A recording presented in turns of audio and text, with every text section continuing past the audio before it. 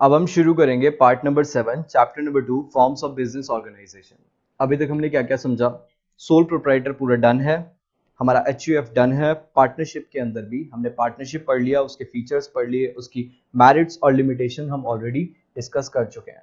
अब आएगा important point, types of partner. इस पूरे वाले पार्ट के अंदर ध्यान देना हर एक बात पे, क्योंकि इसके अंदर सारी चीजें कवर हो जाएंगी टाइप्स ऑफ पार्टनर की, और सिर्फ इसके अंदर मेरे को यही समझाना है, ठीक है। और इसके अंदर काफी टाइम लगने वाला है, तो ध्यान से एक एक चीज को समझेंगे। There are 5 types of partner. Partner के टाइप्स होते हैं, 6 होते हैं। There are 6 types of partner, ठीक है। सबसे पहले एक्टिव पार्टनर, ठीक है, ये डिटेल में समझेंगे अभी पीछे एक एक करके कि ये क्या होते हैं। दूसरा स्लीपिंग और डोरमेंट पार्टनर। एग्जाम में ये भी आ सकता है, सिर्फ बताओ जरा what do you mean by dormant partner, तो आपको पता होना चाहिए कि इसका नाम स्लीपिंग भी होता है। ये भी आ सकता है what do you mean bye sleeping partner, तो आपको पता होना चाहिए कि इसका मतलब डोरमेंट भी होता है, ठीक है। आपको दोनों नाम याद रखने हैं। एक होता है सीक्रेट पार्टनर, एक होता है नॉमिनल पार्टनर, एक होता है पार्टनर बाय एस्ट्रोपल, एक होता है पार्टनर बाय होल्डिंग आउट, ठीक है। ये 6 पार्टनर्स होते हैं, एक एक करके समझेंगे 6 के बारे में। पहला वाला टाइप्स ऑफ पार्टनर के अंदर एक्टिव पार्टनर। एक्टिव पार्टनर का मतलब क्या हुआ? An active partner is one who contributes capital. एक एक करके समझना, फिर इसका मैंने टेबल भी बना रखा है, ठीक है। मैं दिखा देता हूं आपको, ये हमारा ये टेबल भी बना हुआ है जिसके अंदर मैंने लिखा हुआ है कि कैपिटल कंट्रीब्यूट कौन करता है कौन नहीं करता, ठीक है।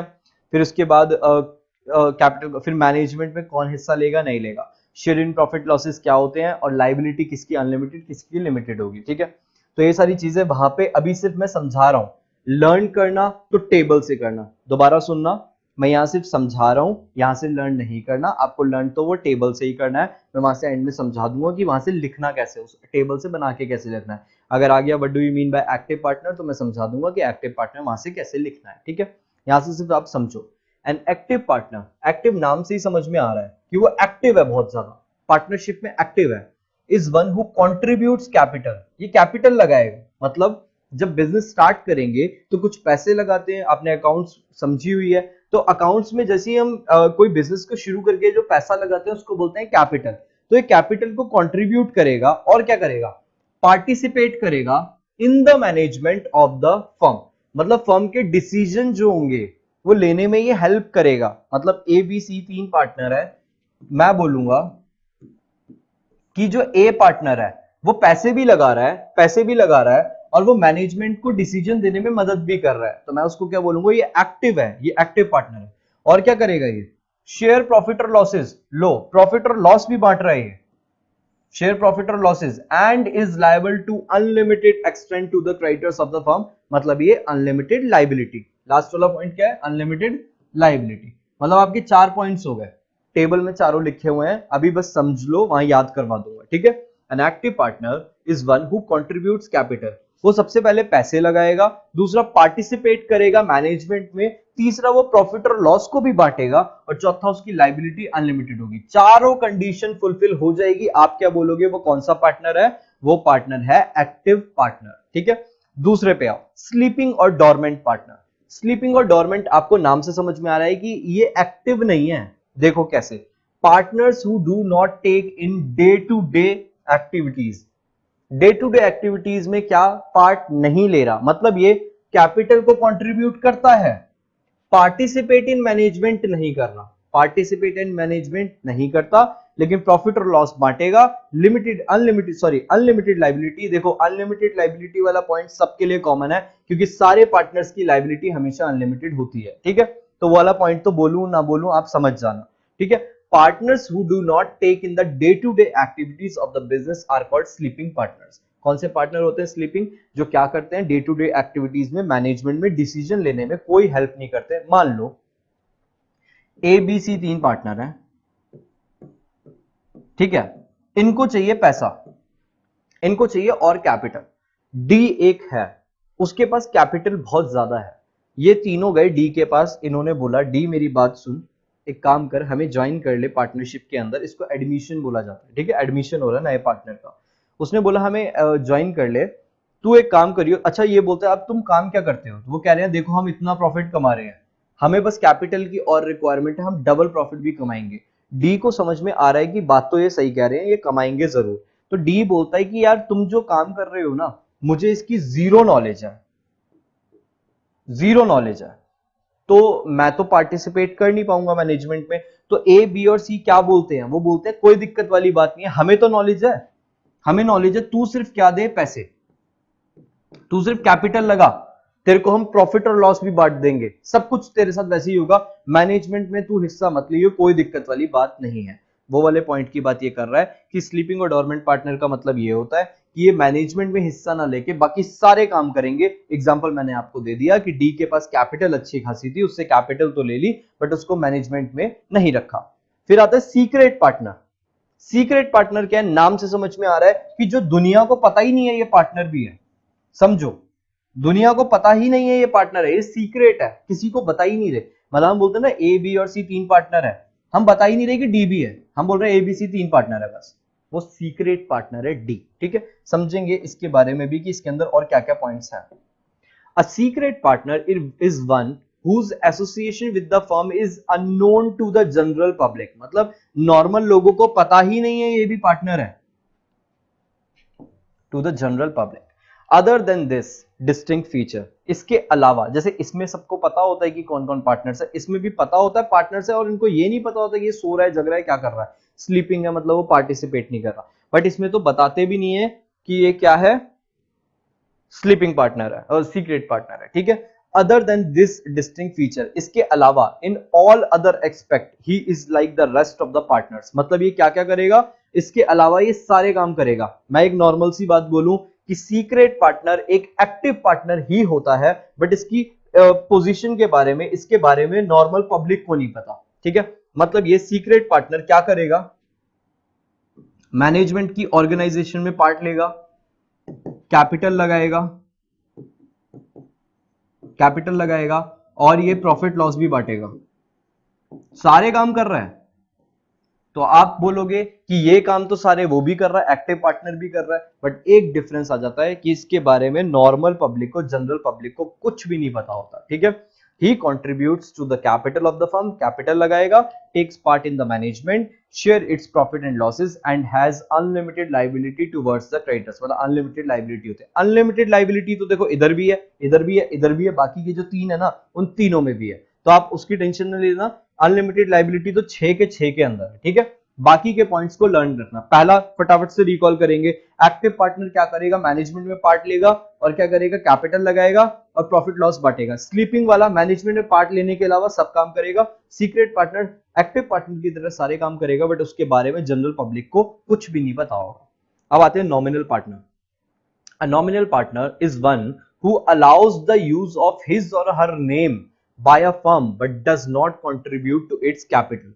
एग्जाम्पल से समझेंगे, ये अपना नाम तो दे देगा, ये अपना नाम दे देगा कि चलो मैं भी इसका पार्टनर हूं, बट ये क्या करेगा, कंट्रीब्यूट नहीं करेगा कैपिटल में। समझो, एक है ए, एक है बी, एक है सी, ये बना रहे हैं क्रिकेट का बैट, क्रिकेट का जो बैट होता है ये वो बनाने लग रहे हैं। अब इनको पता लगा कि क्रिकेट का बैट बना रहे हैं तो बिक रहा है, ठीक है, बट इन्होंने सोचा कि क्यों ना एक काम करें, सचिन को हम अपना एक पार्टनर बना लें कि वो पार्टनर बन जाएगा, दुनिया को लगेगा कि सचिन इनका पार्ट, मतलब सचिन की कंपनी बैट बना रही है, सचिन की फर्म बैट बना रही है, तो इनकी सेल एकदम से बढ़नी शुरू हो जाएगी। लोग लेंगे ना यार, सचिन की फर्म बैट बना रही है तो हम लेंगे, इसके फैंस तो जरूर लेंगे।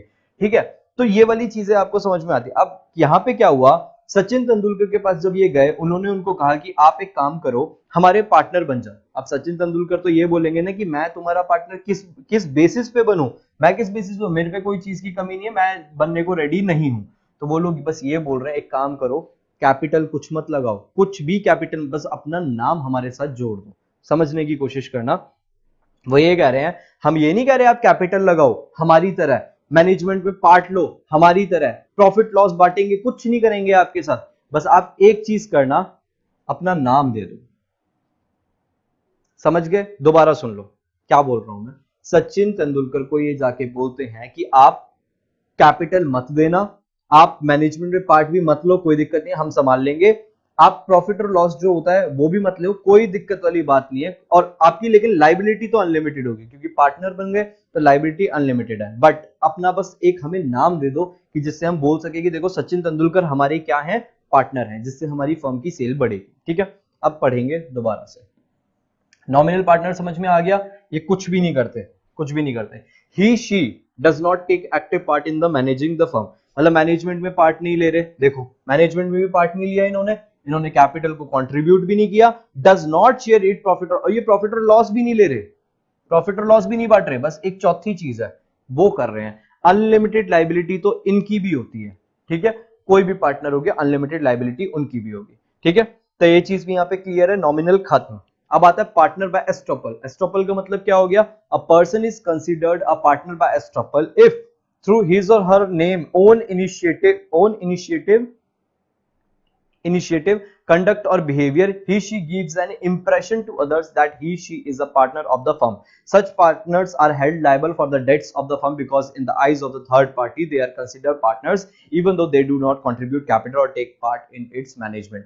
फटाफट से समझेंगे नॉमिनल पार्टनर और पार्टनर बाय एस्टॉपल में क्या फर्क होता है। ये भी सेम चीज है, मैनेजमेंट में हिस्सा नहीं लेंगे, इनको कोई फर्क नहीं पड़ता, कैपिटल कंट्रीब्यूट ये भी नहीं करेंगे, कोई फर्क नहीं पड़ता, प्रॉफिट और लॉस इनको भी नहीं चाहिए, कोई फर्क नहीं पड़ता। बट एक चीज है, ये एक तरह से, और ये पार्टनर भी नहीं है, एक चीज और समझ लो, ये पार्टनर है ही नहीं, बट ये दुनिया को ऐसे रिप्रेजेंट करके दिखा रहे हैं कि हम पार्टनर हैं। समझना कैसे, एक कहीं पे कोई बात हुई, पार्टनरशिप फर्म को बुलाया गया, उनके सारे मेंबर्स को बुलाया गया और उनको बोला गया कि आप जरा एक्सप्लेन करो इस बात के बारे में। वहां पे क्या हुआ, जैसे मान लो बैट की वही जो ऊपर था क्रिकेट बैट बनाया गया, वहां पे बोला जरा एक्सप्लेन करो, तो वहां पे अब हमें समझ में आ गया कि यार हम ज्यादा एक्सप्लेन कर नहीं पाएंगे, बस हम तो बना के बेच रहे हैं। तो मैंने सचिन तेंदुलकर जी को जाके बोला कि एक काम करो, आप प्लीज आओ और हमारे बिहाफ पे ना इनको समझाओ कि हम बैट कैसे बनाने लग रहे हैं। अब वो आए, उन्होंने लोगों को समझाया। लोगों को क्या दिख रहा है, समझना, लोगों को ये नहीं दिख रहा कि ए बी और सी तीन पार्टनर है, उनको दिख रहा है शायद ये सचिन भी इनके पार्टनर है। समझो, उनको क्या लग रहा है, सचिन भी शायद इनके पार्टनर है। तो ये पार्टनर कैसे बने, पार्टनर बाय एस्टॉपल। ये एक्चुअल में पार्टनर नहीं है, एक्चुअल में पार्टनर नहीं है, बट इनकी मतलब जो ये काम कर रहे हैं इनके नाम पे, इनके बिहेवियर से मतलब जिस तरीके से लोगों को समझा रहे थे, लोगों को ये लगता है कि ये भी इनके पार्टनर हैं, बट ये एक्चुअल में पार्टनर नहीं है, तो ये पार्टनर बाय एस्टॉपल बन जाते हैं। ठीक है, ये भी क्या करेंगे, ना तो किसी मैनेजमेंट में पार्ट लेंगे, ना तो कैपिटल कंट्रीब्यूट करेंगे, ना प्रॉफिट लॉस होगा, बट एक चीज इनकी भी होगी, अनलिमिटेड लायबिलिटी इनकी भी होगी, क्योंकि लोगों ने एंड में इन पे भरोसा किया। समझ रहे हो, जब इन्होंने आके लोगों को समझाया तो लोगों ने ए बी और सी पे भरोसा नहीं किया, लोगों ने सचिन पे भरोसा किया कि यार ये इन्होंने बोला है तो चीज सही होगी, तो इसलिए अनलिमिटेड लायबिलिटी इनकी है, बाकी इनकी कोई चीज नहीं होगी। चार चीजें ही तो मैं गिन के बोले जा रहा हूं बार बार, एक तो कैपिटल, एक मैनेजमेंट में पार्ट कौन लेगा, एक तीसरा प्रॉफिट और लॉस, और चौथा क्या हो गया हमारी अनलिमिटेड लायबिलिटी। तो तीन चीज ऊपर की नेग्लेक्ट करके चौथी चीज इनकी हो जाएगी। और लास्ट क्या आता है, पार्टनर बाय होल्डिंग आउट। क्या, पार्टनर बाय होल्डिंग आउट, फटाफट से रीड करेंगे। A partner by holding out is a person who though is not a partner in a firm but knowingly allow himself or herself to be represented as a partner in a firm. Such a person becomes liable to outside creditors for repayment. Same चीज partner by holding out है, ये partner नहीं है, बिल्कुल भी partner नहीं है, but वही अननोइंगली, मतलब नोइंगली या अननोइंगली ये क्या कर रहे हैं, अपने आप को रिप्रेजेंट कर रहे हैं कि हाँ हम पार्टनर है, हाँ हम पार्टनर है। तो उस वाले केस में ये क्या हो जाएंगे, अनलिमिटेड लायबिलिटी। सेम चीजें इनके साथ भी होगी, ना तो मैनेजमेंट में ये पार्ट लेंगे, ना तो ये कैपिटल कंट्रीब्यूट करेंगे, ना तो प्रॉफिट और लॉस से इनको कोई लेना देना है। ठीक है, लेकिन हाँ अनलिमिटेड लायबिलिटी तो इनकी भी होगी। आप नोटिस करोगे 6 के 6 में मैंने अनलिमिटेड लायबिलिटी सबकी रखवाई है कि सबकी अनलिमिटेड लायबिलिटी तो होती ही है। फटाफट से 6 पॉइंट्स क्लियर हो गए। अब हम एक टेबल, अब मैं यहां से समझाऊंगा आपको क्या लिखना है, कैसे लर्न करना है। देखो टाइप के एक्टिव पार्टनर चार मैंने डिवाइड कर रखे हैं, capital, management, share in profit और लायबिलिटी। आपको ऐसे ही लर्न करना है। एक्टिव पार्टनर, एग्जाम में क्वेश्चन है, what do you mean by active partner, सीधा लिखना active partner contributes capital, active partners participate in the management, active partner share profit and losses, active partner have unlimited liability. ऐसे, ठीक है। Second आएगा, what do you mean bye sleeping और dormant partner, लिखोगे sleeping और dormant partner contributes capital but does not participate in management and share profit and losses and have unlimited liability। ऐसे करके लिखोगे, डेफिनेशन बनती चली जाएगी। ठीक है, तो ये लर्न करना इजी है, वो वाला मत करना। Secret partner does contributes the capital participate in management but secretly. ये अगर आपने नहीं लिखा सीक्रेटली तो सारा पंगा हो जाएगा। क्यों? क्योंकि अगर आपने सीक्रेटली ना लिखे तो इसकी डेफिनेशन और एक्टिव की डेफिनेशन एकदम सेम बन रही है, देख लेना, ठीक है। तो इसलिए आपको लिखना है participate in management but secretly share profit and losses and have unlimited liability. ऐसे आपको ये सारे लर्न हो जाएंगे। बाकी के 3 और देखेंगे। अब यहाँ पे नेक्स्ट आ गए nominal partner, partner by estoppel और आ गया पार्टनर बाय होल्डिंग आउट। अब नॉमिनल पार्टनर के अंदर क्या था? डज नॉट कंट्रीब्यूट कैपिटल, ये कैपिटल कंट्रीब्यूट नहीं करते। Does not participate in management, generally does not share profit and loss और अनलिमिटेड लायबिलिटी। अनलिमिटेड लायबिलिटी आप नोटिस करोगे तो आपको सब में देखने को मिल जाएगी। पार्टनर बाय एस्टॉपल की बात करेंगे तो does not contribute capital and does not participate in management and does not share profit and loss and have unlimited liability. Next वाले में आएंगे partner by holding out, does not contribute capital, does not participate in management, does not share profit and losses, unlimited liability। तो ये चीजें आपको यहाँ पे clear होती है और यहीं पे हमारा खत्म होता है पार्ट नंबर 7 चैप्टर नंबर 2 का, जिसमें हमने टाइप्स ऑफ पार्टनर देखे, इनमें डिफरेंसेस आ सकते हैं, तो आपको ये चीजें पता होनी चाहिए। इसके बाद हम स्टार्ट करेंगे पार्ट नंबर 8।